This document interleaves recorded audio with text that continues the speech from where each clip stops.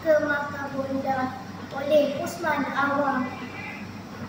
Kami mengunjungi pusara bonda.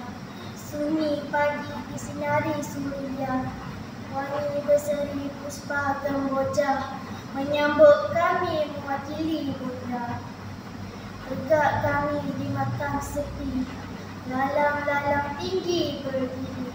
Dua nisan terkapar mati, hanya papan di makam bumi. Dalam kenangan kami melihat mesra kasih bonda menatap, sedang lena dalam lahap, dua tangan kaku bergagap. Bibir bonda bersih lesu, pernah dulu mencupi dahiku.